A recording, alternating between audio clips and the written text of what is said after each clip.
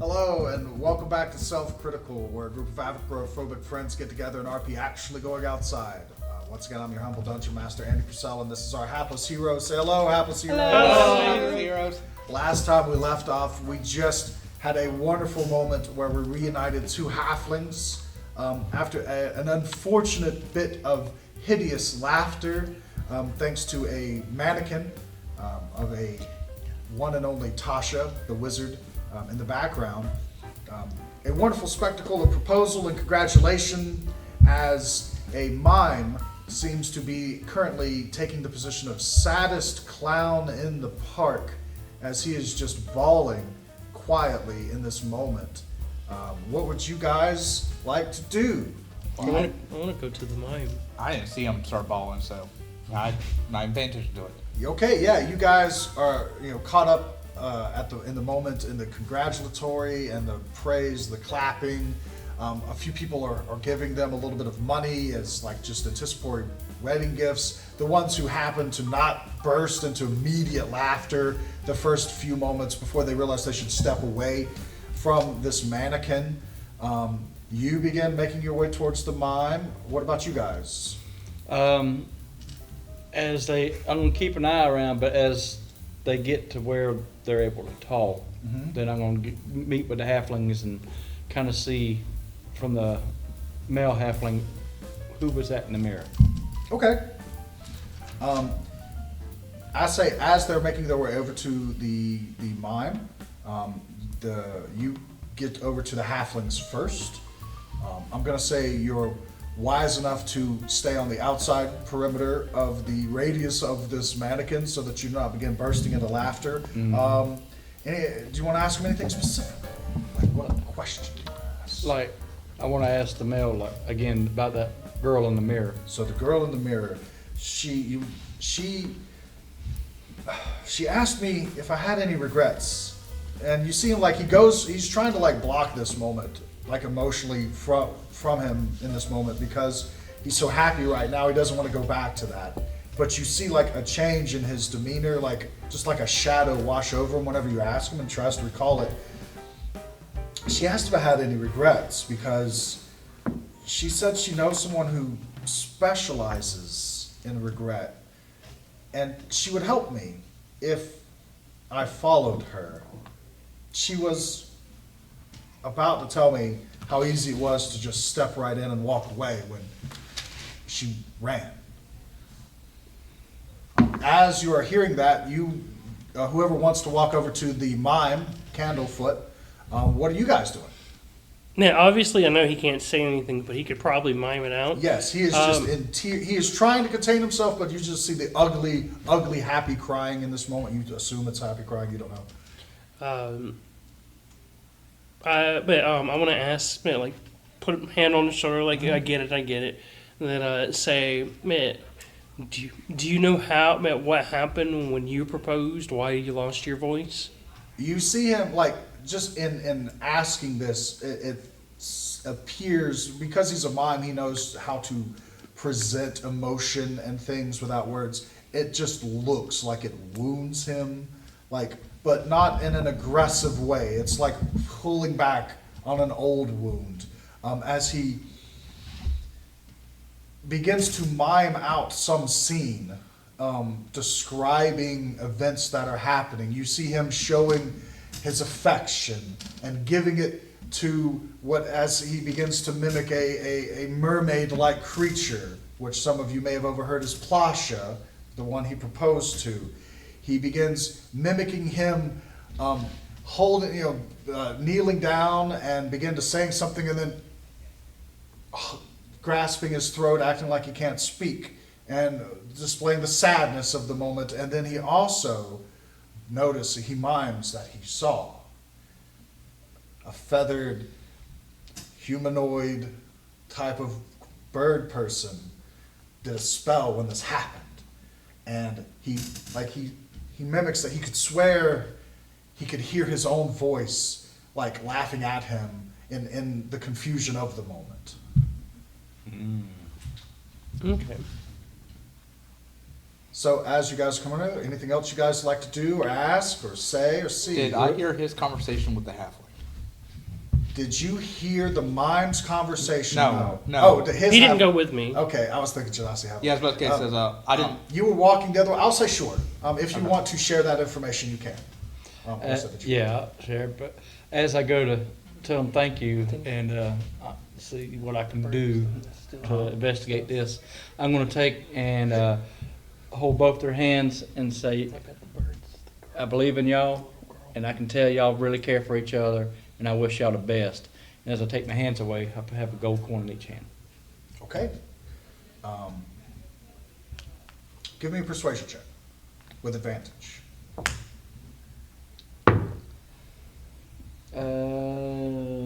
Persuasion, so it'd be 20 total. 20 total. Yeah, with a 20, they are absolutely ecstatic. A lot of people are giving them gifts, but they are personally thankful of you helping in this moment, helping bring them back together. You know, they make sure that everyone shares their names. You know, I'm Ruben. This is Ween, soon to be Ween Sugarwood, as he kind of blushes a little bit and straightens his back up. And they talk about, you know, when they're gonna have the wedding. She's just rattling off plans and whatnot and inviting you in this moment. Give me perception checks while this is going on. Is there anything you guys want to do while he is congratulating the newly proposed couple with advantage? So if I was able to hear their conversation, Yes. I'm going to think to myself, maybe that's where our Displacer Beast friend's kid went. Because these mirrors are very, very elusive, apparently. Anybody else want to roll perception checks? I had a 15, she got a nat 20. Not Yeah. 20? No, For Okay. 24. I These have to ones- recall it over there off camera. It's rolling me. 9. What was it? Perception check. Perception. 10. Okay. Oh. No. With a nat 20, right? You hear him, you see him congratulating the new couple. You see them observing this mime, right? And they're trying to fill in the words, sort of like a weird Pictionary type of game. You're just sort of standing there awkwardly in between the two of them, not sure what to pay attention to. Is there anything that's just kind of going through your mind in this moment? Any personal thoughts that you may have as the Calliope music is playing and the entire atmosphere seems to be jovial and happy? If not, that's fine, because with a natural 20, any thoughts you would have had immediately focus to the sound of a cup, a small tin cup, a jangly cup. And with a natural 20, that don't sound like coins, that's buttons. You hear the sound of a goblin scream, "Give that back!" as the sound of a jangly cup full of buttons across the park from where you guys were, right beside the Calliope, just gets snatched up. You see a boy running with it in the opposite direction, actually cutting across with a natural 20. You see him going towards the far side of the park, in the side that you guys are on, but towards the south end. In this moment, you see him beginning to try to dash into the crowd and disappear. Is there anything you wanting to do in this immediate moment of confusion and calamity? Are you going to point it out, holler at us to? I'm gonna let them know, and then I want to follow where the boy went. Can I see the boy that's running? As she calls it out, you see what looks to be, she points right at, with a natural 20, she can get a bead, and she is showing, before he can get out of range, How you far see is this that? boy. I'm going to say that's So- about between 60 to 80 feet. If 60 my feet, I can hunter's plug mark the table. ain't already on that boy, I'm going to move it to that boy. Hunter's mark? Mm-hmm. Okay. I can move it around for an hour. So you're dropping your, No, so you have Hunter's mark currently on a girl. I can change it.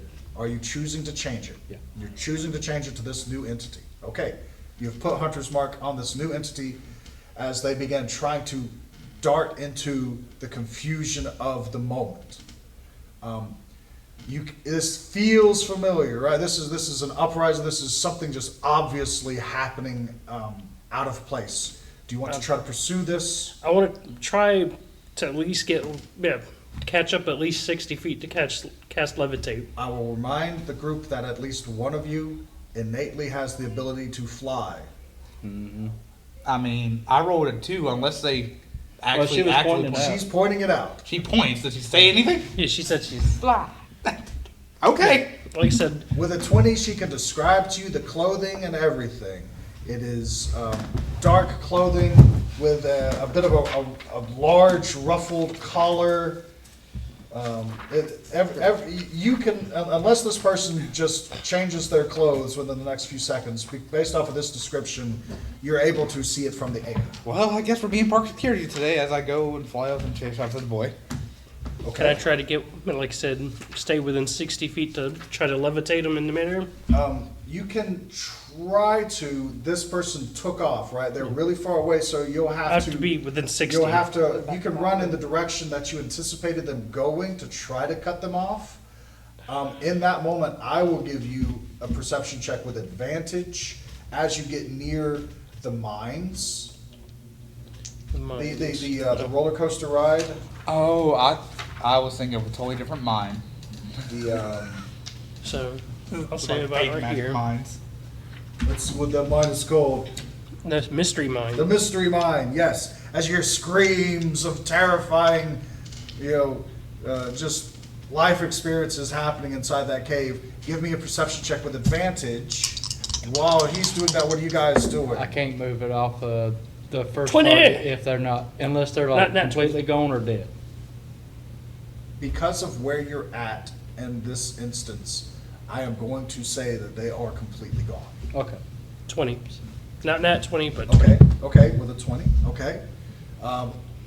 You're seeing the ferry take off to the sky. You're seeing the Genasi book it in a direction to try to cut this person off. What are you doing? Since I got them marked, I can track them for a long time, so I'm going to start working my way following, but I'm going to be looking around me to see if something else is going on, if this is a distraction. Okay. I want you, just for the sake of how I describe this, I want you to give me a perception check with advantage. Oh God, 1 and 2's. Okay. It ain't good. So you know the direction. You're able, as long as you concentrate, you know that you can keep track of where they are. You see them take off in different directions. You are so confident in being able to track where they are, you don't care so much about a trail, you just believe in it. So as you go, as you just believe in it, you begin crossing. Are you following along? Are you tracking as well? And certainly give me a perception check. Perception. Give me a perception check with advantage from the sky. Yep. 7. 7. Let's see, what's my perception? 11. As Dahlberg begins crossing paths with Thunderstout, Thunderstout, you notice a trail, with a 20, it's kind of hard to tell, but you're looking down. You're looking for a way to track this person. You see the faintest occasional button on the ground. And then you see another button, a little bit further. And then another button, a little bit further near the mines. And then you see Dahlberg blindly walk past all these buttons. That's when, with a 20, you begin to realize this button trail seems to be a fake trail. Like it's going away from where Dahlberg is going. So either Dahlberg has this completely off, or the button trail that seems to be where this person is going is a fake lead. Which one of those would you want to believe? As you see these buttons, do you do anything? Do you just leave them on the ground? Do you pick them up? Do you collect them? As I'm walking by, scoop them. Okay. Because obviously it's a fake trail. Okay. Do you continue pursuing this trail, or as you cross paths with Dahlberg going in a different direction, do you break off of the button trail to follow with him, or do you continue following the buttons? I'll follow Dad. Okay. You guys begin just following in the direction that he seems to just be wandering, almost in the dark, right? There's just people, it's just a feeling. He's just going by feeling. He stops, he closes his eyes, he just has to think about it. He knows it's in a direction. He knows it's in a direction. I'm going to have everybody in this moment give me a perception check with advantage as you've all focused on this one spot. I'm going to give a stealth check. 14. 13. Natural 20. There we go then. Mine would be a 14. Well, thankfully one of you has beat his natural 17 Ooh. of stealth. With a natural 20, though, I'm going to say you beat it, which is very good. You notice this child, this young man, he is near the Mines of Mystery. He darts off into the back of one of the smaller side game tents that seems to not be in use at the moment. You want to cast Levitate on this And it's person. instant. He has to Okay. beat a spell saving throw. Okay, I'm gonna give that to you. You see him hiding over in that area, so you're beginning to cast that on him. Is there any, as he's casting the spell, is there anything anyone's doing immediately before we begin describing this spell? I'm gonna say you're about 60 feet from him. Had That's to your be range? exactly 60 feet. Right. Or 60. You see him hiding behind this tent, sort of just inside of it. It's not in service at the moment. You see the top of the tent begin moving and flapping as if someone or a balloon or something is inside of it, seeming to be trapped. He's not rising into the air, but he's levitating, so he's just kind of flailing around inside. You guys are 60 feet away. What do you want to do? Start heading that way. Okay? Yeah, just start- Stealthily I'm gonna look run. to make sure there ain't nothing like a, so like a laid trap or something. If he, according to Do I see him- more buttons yeah, if on the it- ground? You do not see buttons here. It looks like it was truly a trail to lead people away. So I'm gonna look, see if I notice anything Give like me a a trap. perception check. You do not see any traps. There's no strings with cans laid up. 7 again. Anything else? You guys just Um, walking up to this tent? What are you doing? If possible, I'd like to glide down, just kind of like, somewhat probably not making a whole bunch of flapping noise Okay. towards the tent. And that's pretty much land right at the entrance as I see him like frantically inside. And I'm going to walk up to the tent. Go right. Do you go in? Yes. You go. Do you go towards the backside where he seems to have been hiding, or do you just walk right into the front? It's a small tent. It's sort of like a kiosk, but it's like it's closed for service. Do you just walk right into the front, right through the front door, or do you go around the back where you saw him kind of sneaking at, but still inside the tent? I'm going to go through the front. You blazingly walk through the front door. You see what looks to be a young human male that is in this blue tattered robes. You see the Witchlight Carnival fake wings on his back. He's flailing. He's trying to not pull this tent down, but gather himself as he can't get his feet onto the ground. That's whenever you see him change form and try to use his actual, instead of being a boy, this is now a kinku. He looks like a crow or a raven, black feathers. He tries to like stabilize himself in the air with his wings as he's doing this, and he sees you, and he seems immediately like concerned in this moment. What do you do? You guys see her step right into the front of the tent. She pulls it back, and you see this transformation happening. Tell me what you want to do in this moment. That would cause him to get hurt. Do a Ray and Ghostbusters. Wait. Veneer said he'd always be near if we called him. I want to call out for Veneer. He said he always will be near if we called him. Choose a call for Veneer. Yeah. As you begin calling for Veneer, you hear in the softest, silkiest, like actor's voice, like think Tom Hiddleston, right? This man's silky voice call out from this bird and says, wait, let's talk. Don't call Veneer. Why Why? not? Yes, why? He looks around, this bird, checking all directions, and you see him like still like trying to maintain himself. How long does levitate last? 10 minutes. 10 minutes. Tie Do a you- rope around his foot. He's a balloon now. He's probably what, like 8 feet in the air, probably, you would say? Well, it's a small tennis set, so. It's like the size of like that back area. It's not big, and there's a roof on top. And this doesn't count against my spell slots. It's a racial. Okay, is it concentration? Yes. Okay. He motions for you all to come in. He begins to mimic the sound of a tent flap closing, but after he does that, he immediately changes back to that same voice. Please, come in, quickly. Don't let them see you. Do you all come in? Yes. I'll go in, but I'll kind of stay next to the flap of the tent. Okay. I'm gonna be just on the outside of the flap, just hidden where even where he can't see me yet, cause he ain't seen me yet. I was just looking. She went in first, so he hasn't seen you. Mhm. Okay, so you'll hang outside, just earshot, Mhm. right? Okay, he comes in, he asks you to close the tent behind him. Do you? Mm-hmm. Okay.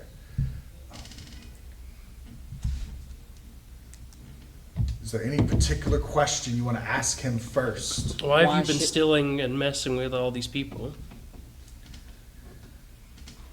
And why did you steal, what's his name's voice, the mime, and never gave it back? Ah, well, I have grown rather fond of it these past few days. It would be unfortunate for me to part ways with it. Oh, he's using his voice. But that first question, there's a few layers to unpack to that. Give me just a moment. He listens. See if anybody's eavesdropping. With a natural 5, he doesn't hear anybody outside the tent, so he seems to relax. And he clears his throat, which is odd because the actual clearing of throat is like a bird sound. But then he goes back to this soft voice. He goes, "My name is Kettlestein. Many years ago, I made a pact with Zabilna, the Archfey of the Feywild, the Archfey of the Feywild domain of Prismere. Does that ring a bell with me? At the moment, no. Zabilna, if you want to give me a history check, you can. I'm going to say the fairy and the genasi can give me a history check. Yep. 18. 11. This name sounds legit as a very big name in the Fey realm. You don't know too much about the Fey realm, but this is starting to strike a chord with you. He continues to say that I no longer feel her connection, and I believe something is wrong. I originally came to this park on fair terms, and upon addressing the carnival owners directly, was given the cold shoulder, and was being watched by his goons for the rest of the night. So I've been coming back each night. Last night, I overheard them talking in their wagons. And then he begins to, he adjusts his throat. You hear him take on the sound and the voice of Mr. Light, whom you may remember from earlier. As he seems agitated. Normally very jovial, very high-pitched and happy. He's agitated in this voice he gives her. Someone's going to find out about this. They'll shut us down. And then you hear Mr. Witch, the gruff, grizzled voice, and very calm. We agreed to this part. Our hands were forced, for our eyes were open. We let the Hourglass Coven take what it wants, and in return, we stay in business. And that is what you want, right?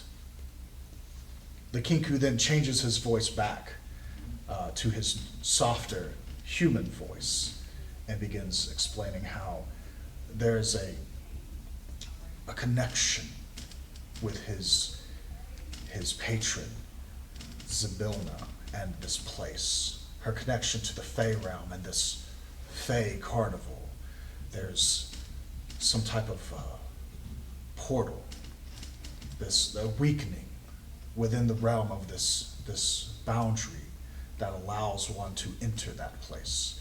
Unfortunately, the pact that he has made has forbidden him from entrance, so he needs help. And because the owners have refused any assistance, he has made it his point to become a nuisance night after night. In hearing this, is there anything you would like to do? So that would explain the missing child. And probably all of her objects. Didn't you say there was a little girl in the House of Illusions as you... In the mirror. Or in the mirror? Yeah.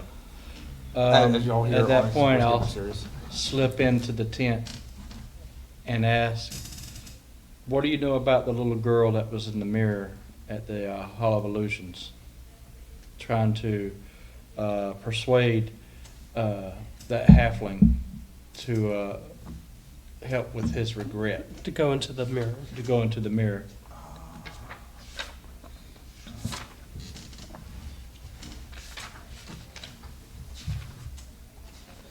When you ask him about the girl with the pig mask, Mm-hmm.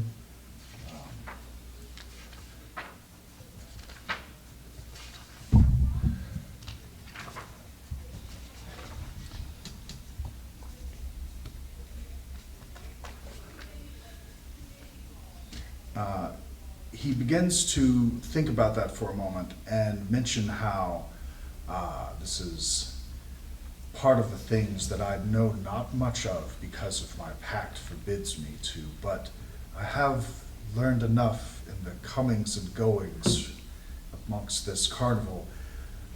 The girl you speak of, I believe her name is Sow Pig. Yes, Sow Pig is the one that you're talking of. There are a few more. They try to lure people into the tether so that her patron, Scabatha, yes, Scabatha Nightshade, can tempt them into nefarious bargains. I fear that Zobina may have fallen into some similar nefarious bargain. However, I cannot cross that threshold to find out. Sow Pig? How do you, Sow Pig. How do you, Sowpig.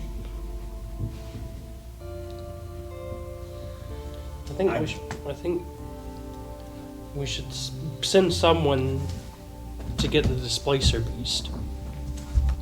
Okay. Wow. I think, like in a situation like this, like we could team up because obviously the displacer beast can be seen around wandering the park.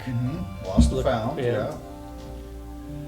yeah. So he can help us too, and he's missing something that he wants from the park. He's got an important card in this because his son, his child, Yeah. is missing.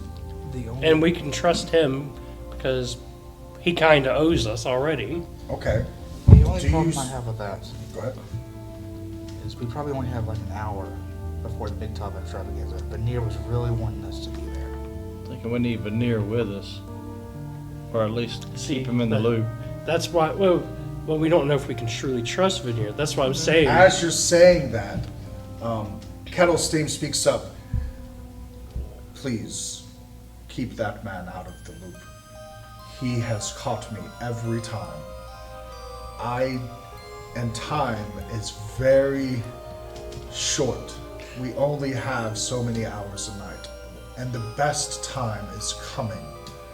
During the Big Top Extravaganza, everyone, and you are all, some of you may need to make wisdom saving throws at how smooth this Kinku's voice is. Some of you may be getting attracted to him. It is really nice. I'm just saying. But you catch yourself as he's describing this. Ooh, right? Everyone is going to be there, including Mr. Witch and Mr. White.